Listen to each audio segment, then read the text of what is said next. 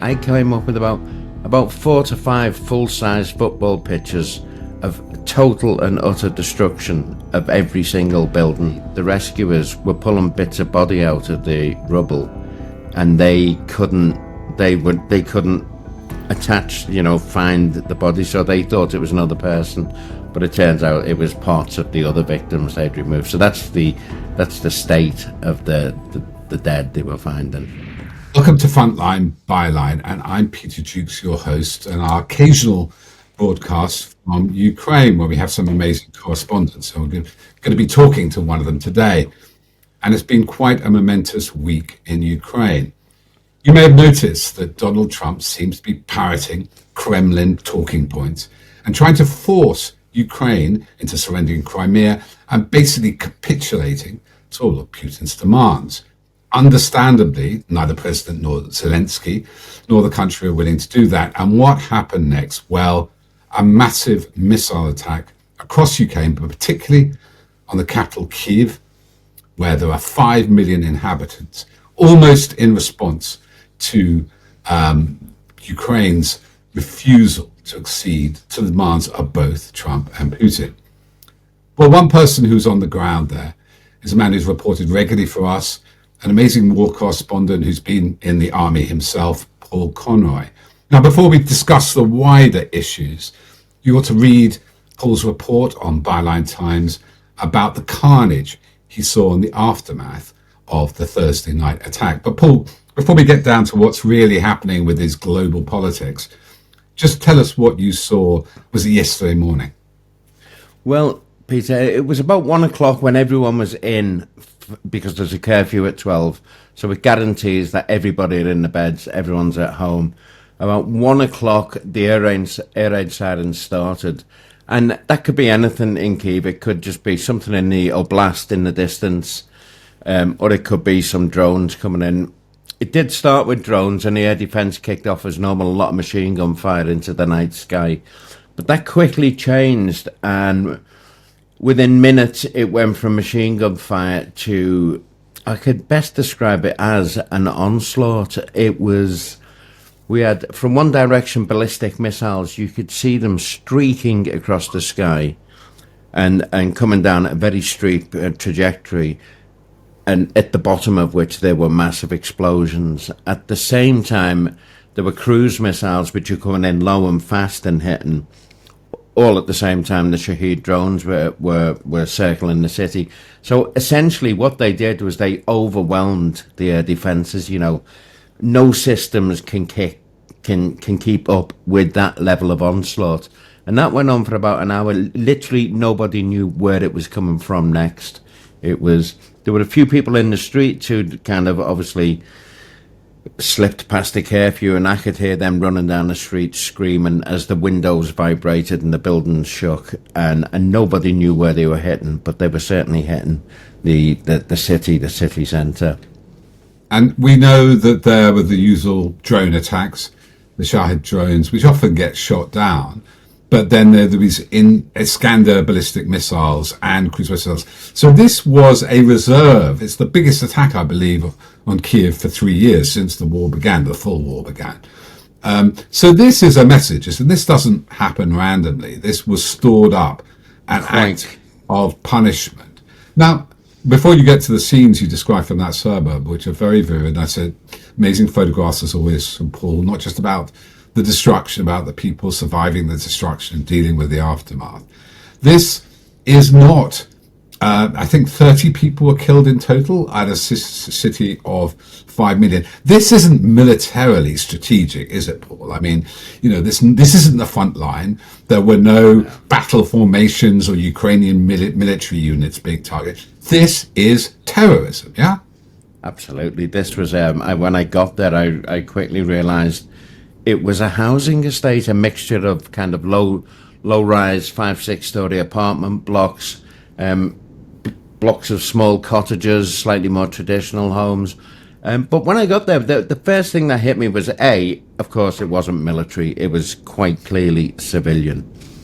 But it was the scale of the destruction. I had to try and figure out a kind of metric to weigh this, to measure it by, and I came up with about 4 to 5 full-size football pitches of total and utter destruction of every single building.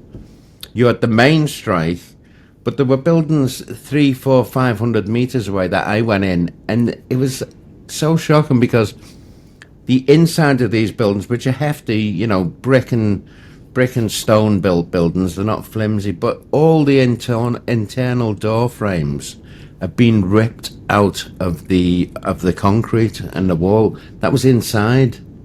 And this is just the sheer force of the compression blast.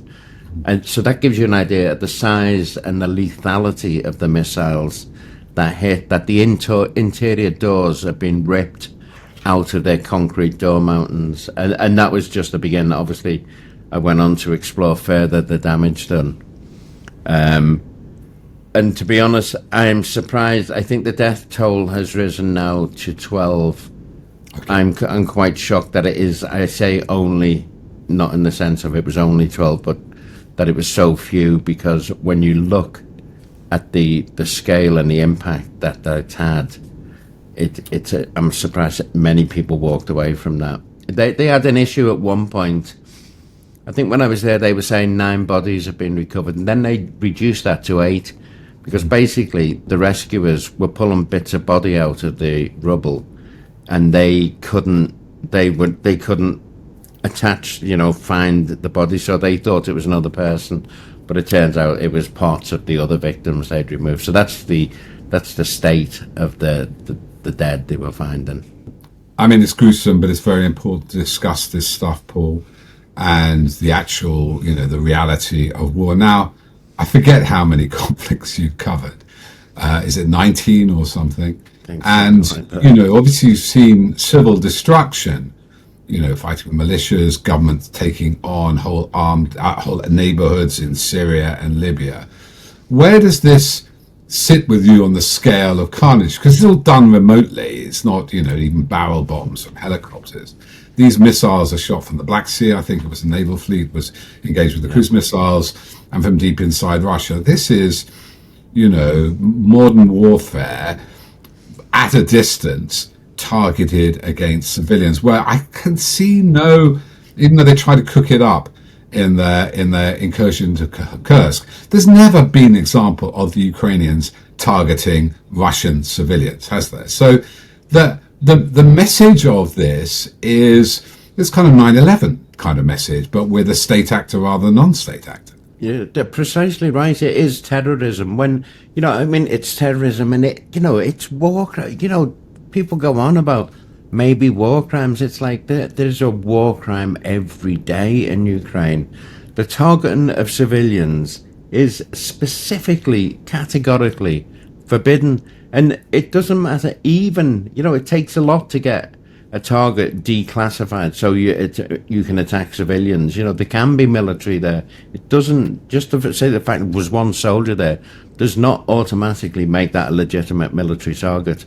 I can tell you, the only soldiers at that place were in bed with their families sleeping. They would have been soldiers on leave. There was not a military vehicle about. It is a complete and utter attack on the civilian population. And I think, the only logic I can see behind it is it is meant to demoralize the civilian population, and through terror and through sustained attacks, try and turn the civilian population against their leaders. Try and get it to a point where it's, what are you doing? We need, we need to make this stop.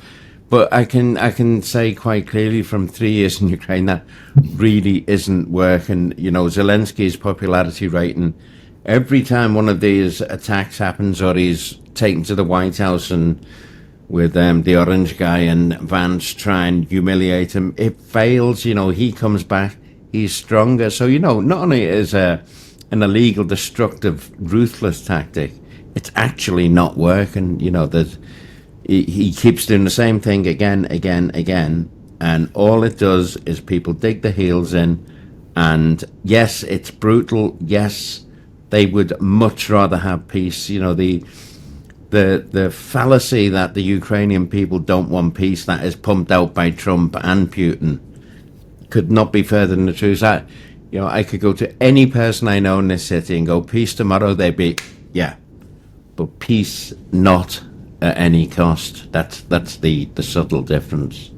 Let's look at the costs which Donald Trump was proposing to impose on Ukraine for this putative ceasefire, which, there was a temporary one, wasn't there, from Ukraine not to target energy, power facilities, and technically from Russia. I think that was more observed in the breach than the observance, and also this alleged ceasefire over Easter, which one, yeah. Yes, a lot of this seems to be playing out, and your insight in this is really important, Paul, because you've seen so many conflicts. It's playing out in the propaganda sphere. I mean, we've seen these fake videos of Zelensky's wife buying £1 million jewelry or something like that, and definitely the disinformation about Zelensky coming from people like Trump and Vance is working among Republicans. There's a single support. And in this warfare, in a way, is this an indication of Russian weakness? They haven't moved on the front. I remember you in Pokrovsk, and I think in September, everybody's evacuating, thinking we invade. The Ukrainians seem to have built better defense lines, pushed back. On the front, all I see basically is stalemate and, the death zone of drones. And there's no mechanized attacks. They don't last. There's North Koreans getting, killed and, not arrested, whatever you captured. So it seems to be playing out like terrorism is supposed to, is that terrorism is a psychological weapon. It's not a real weapon of warfare in sense of gaining territory or winning. It's a psychological weapon to get a political outcome.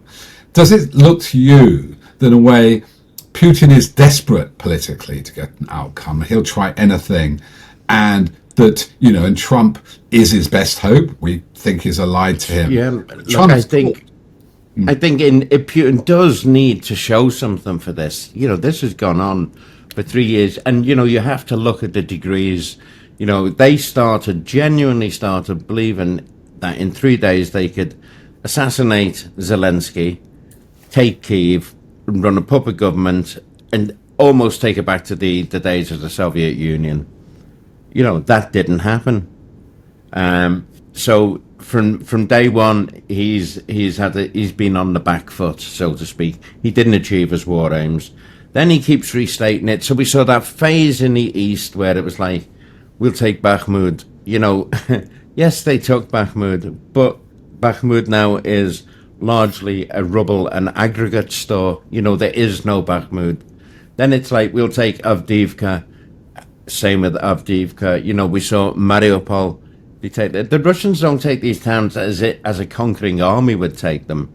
By the time the Russians plant a flag on any of these cities, it's a flag on a pile of rubble, and they go, "Woo, we've won." So there are no great victories, and unless they get something, and this is where Trump is a golden gift. Trump is money well spent for Putin. Because he's come in, and the guy. I mean, I'm normally quite aware when I'm doing these kind of things and talking about that it's not a joke. But the man is, actually. I'll be as kind as I can. He's mentally not stable, and he's sending people like Steve Witkoff, who's a golf buddy, who's basically an estate agent, to Moscow to deal with the most ruthless character this planet has seen since World War II. Now, if you take a few steps back from that, to us, to me, to you, to any sane person, we look at that and we go, well, that's not going to end well, is it? And it won't end well. But it is handing Putin victory after victory in the sense that, half or 52% or 48% of red hat wearing Americans are going, yeah, which is massive for Putin.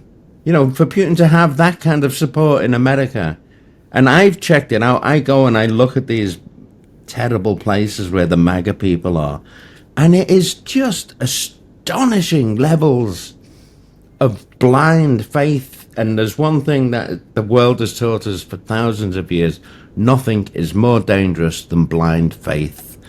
And so Putin has rallied an army of Americans through blind faith, and they have a leader who has displayed quite openly in his attitude to Ukraine and to Zelensky and his attitude to Trump and to Putin, just whose side he's on. And this is a very, very dangerous time, not just for Ukraine. This is a dangerous time for the world. That Russian-American alignment of objectives is incredibly dangerous, period. So, I mean, I have two questions to that. Maybe, and once you think about this, get back to that in a moment, that does it matter on the ground?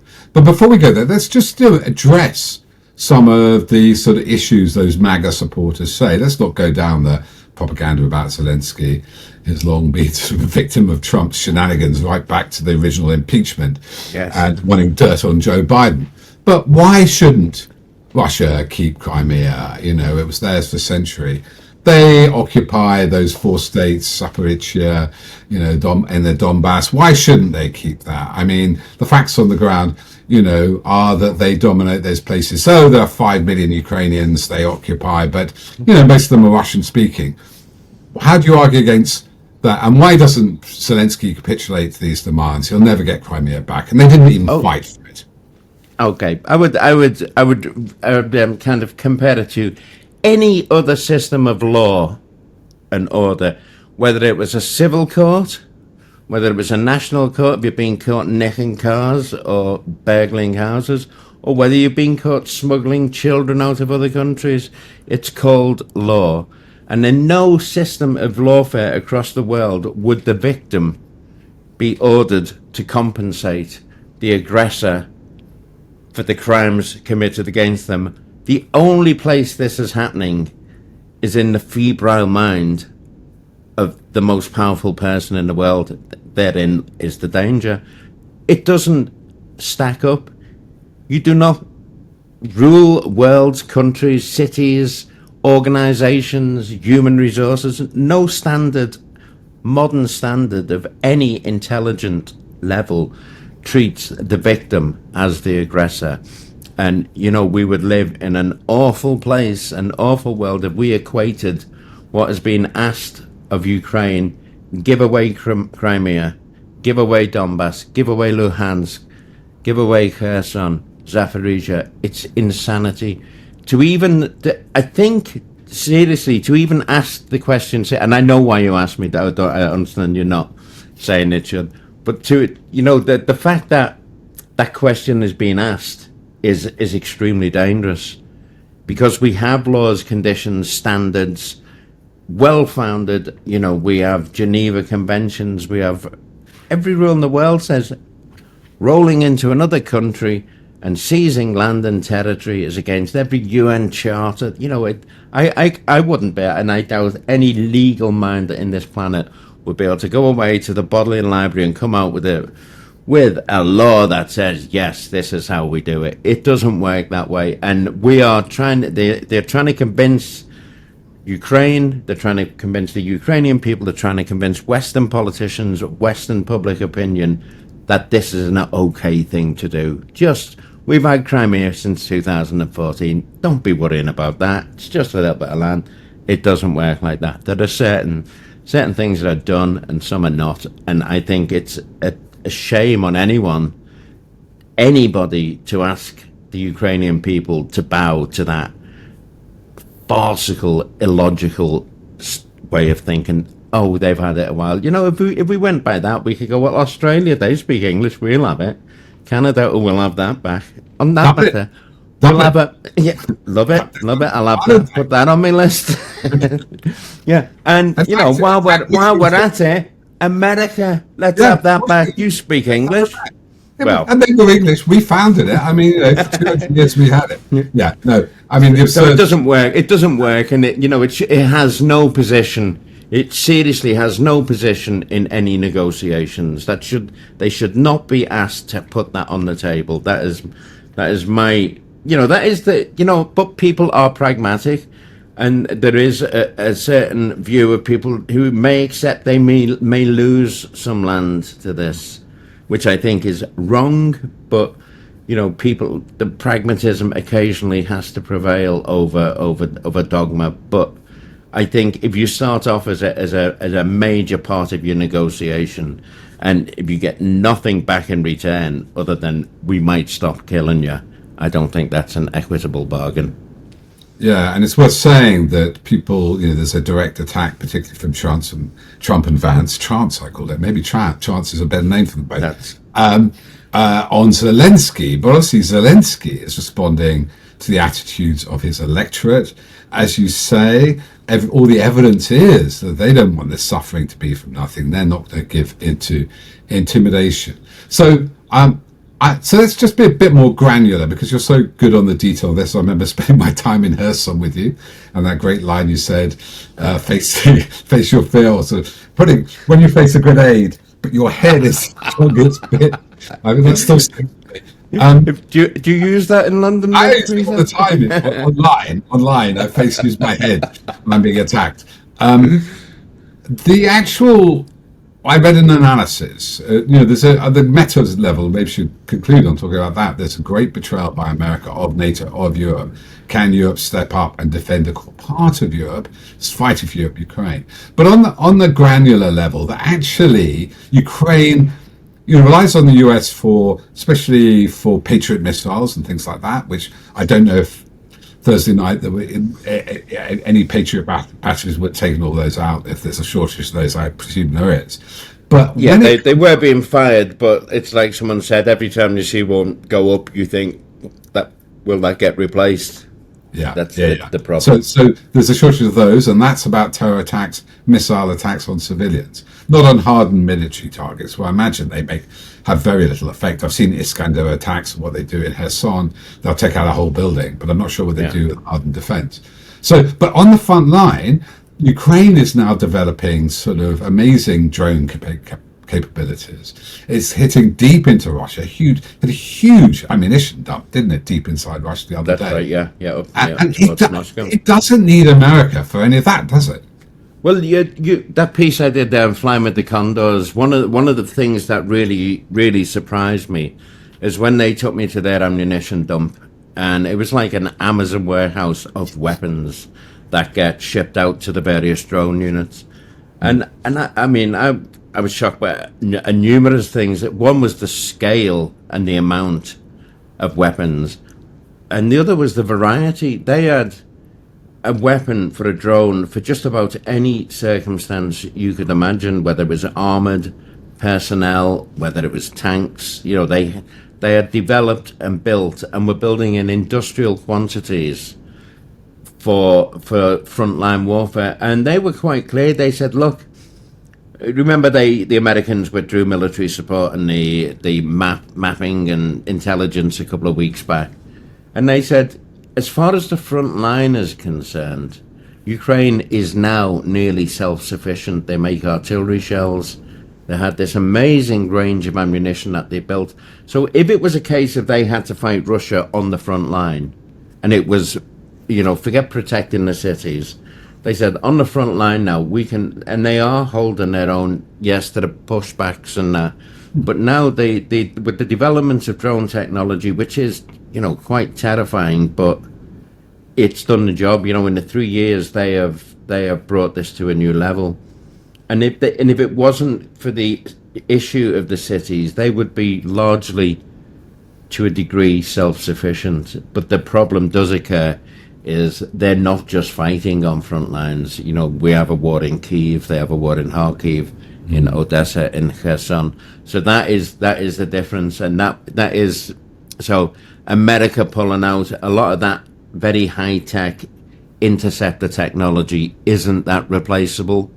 Europe has some to a degree, but the intricacies of ramping that up to mass produce and to get it out in the numbers, that takes time. And So that really does put a lot of pressure and onus on European countries to really make this happen. And you see, there's a kind of also a sliding scale within European countries.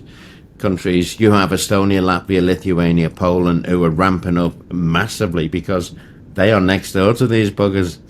They are their neighbours. They understand. And then I think as you get away from the border and out of the immediate vicinity, the fear factor of them coming across gets less. So that I think the urgency tails off a little bit. But I think that urgency needs galvanising to all countries of Europe. And I think we can safely include Canada in Europe now, rather weirdly, the way things are going up there. The major countries need to really, really grasp the nettle on this front. And, I would say it would be safer to assume that America will, in the very near future, abandon Ukraine. Yeah. I see no other way out of this. But they said they'd walk away from the talks, didn't they? Vance said. Yeah. Well, now if that just means walk away from the talks and not, for God forbid, not send a wonderful Steve Witkoff out to negotiate with Putin, which I would love to be a fly on the wall for that.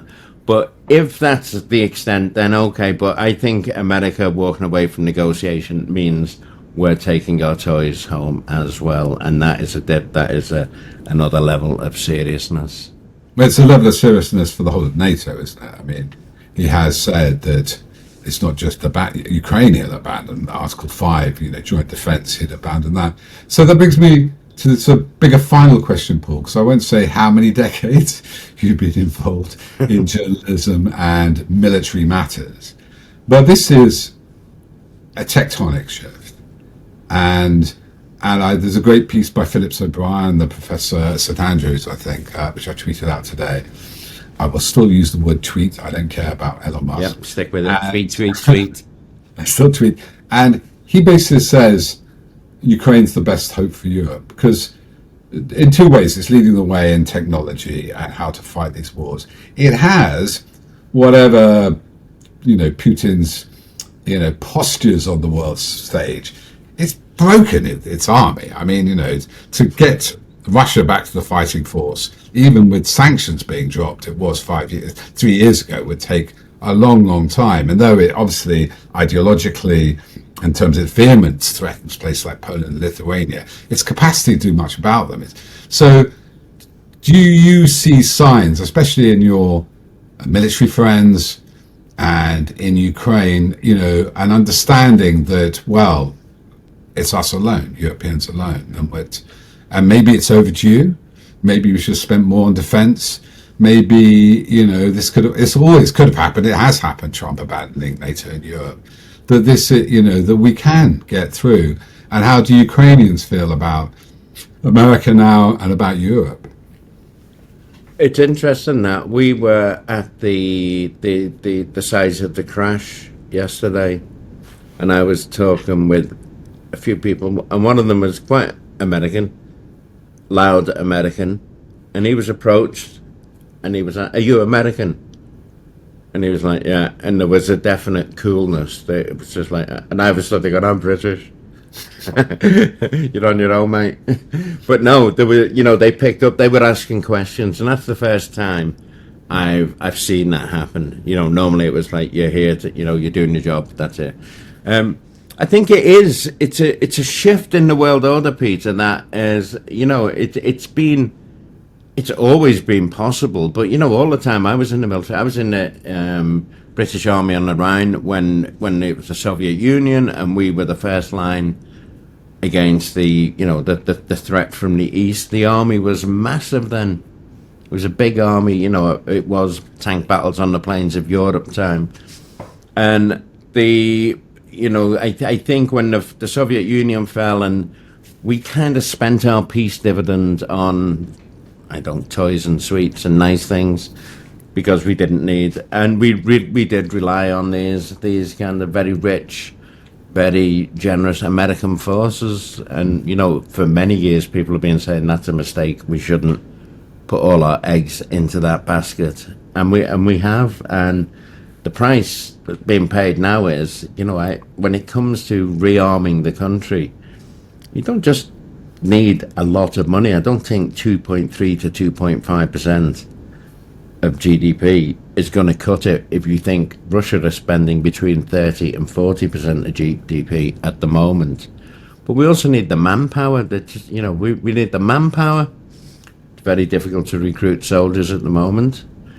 We need the right weapons, and we would be as well getting Ukraine in as advisors before we rush out and start spending hundreds of billions of pounds on stuff that might not be the right weapon for the job. Because, let's face it, the most experienced, battle-hardened army in Europe now are the Ukrainian army. These guys know how to fight the Russians on the plains of Eastern Europe. So there's a lot to get your head around. If we're going to take America out of that equation, it's going to take a lot of serious investment. It's going to take a lot of kind of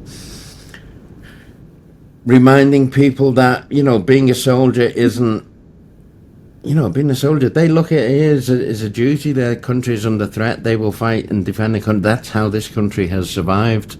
We don't have that in England. I don't see it. So there are many aspects of this, but it's a new world order. It's a shifted. The plates are in the process of shifting, and a lot of people are frightened by that shift. But I think we have to really not be startled and frozen into inaction by it. But we have to, as a Western kind of version of NATO, prepare to put something in that place, because otherwise we'll be caught short. And this is the grace period, while Ukraine is still fighting, while Russia is still occupied and not rebuilding its army. The moment they get to a state that they can start pumping all that money into rebuilding forces, then the clock starts ticking for the next standoff with Russia. Because while that guy is in power, there will be another standoff. This doesn't just go away. That's brilliant analysis, Paul. I have one final question, really, before we end this.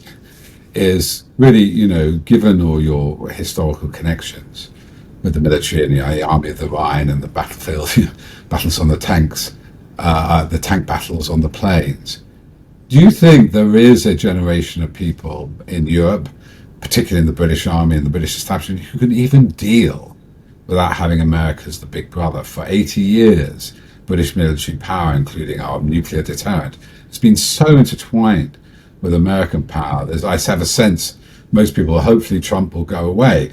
But we don't know if there wouldn't be, just if he does, he might run in 2028 apparently, if there would just be another Trump, Do you think Europe and the UK have the capacity to unravel their codependency with the US? I think we, Britain, are the most dependent on the US, because primarily at the moment because of the Trident system. We have nuclear missiles that we rent the warheads off America, and the Trident submarines, which are politically a hot topic because they're of the bases in Scotland. So Britain and America, intelligence and the Trident system really ties us in. The French have their own completely independent nuclear deterrent, and I believe that there is talk, the new German government are starting to say maybe Europe needs a new nuclear defense shield utilizing British and French. So that's one side of it. But to unpick it all, a lot of countries are now shifting away from, countries are cancelling F-35 contracts because to be reliant on America for spare parts and for upgrades to the systems is now something that defense ministers are going, that's a vulnerability, that's a built-in vulnerability. If they decide to withhold spares, all of a sudden we have nothing to fly. So and as to another Trump getting in, that kind of boils down to if this Trump ever leaves, Well, maybe in a box. They always say that Putin will only leave the Kremlin in a box. Well, that's guaranteed. Yeah. But even see, what a massive risk we could just say, well, let's just roll along with it for the next 4 years and hope that a Democrat comes in and unpicks all the insanity that's gone on. That's a roll of the dice, because in 4 years' time, that's when we should be acting. That is the time we have. That's the breathing space we have. In 4 years, Russia could, depending on what happens here, have rebuilt their army to double their levels of reserves and weaponry. 4 years is a long time to hope that maybe we get a Democrat in who will undo all of the damage that's done. But a lot of these systems, like the intelligence, the Five Eyes intelligence sharing networks, all of these networks that have relied on sensible people having trust and faith in other systems and knowing the people and the back channels, this all works through the good chap kind of method, and that is currently getting stripped away. Trust is getting stripped away from every direction. So I personally think it's a big risk to just sit and wait and hope that we get someone better than Trump next time, if there is a next time. If there is a next time.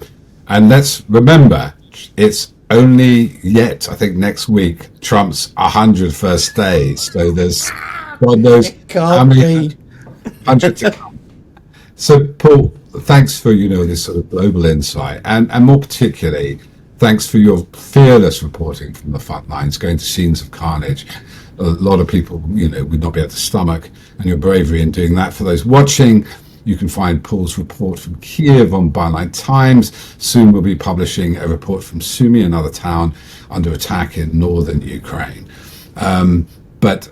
So this has been Byline Frontline with our veteran war correspondent, Paul Conroy. If you find this reporting and discussion as urgent as we do, please support Byline TV and this program by subscribing to Byline Times.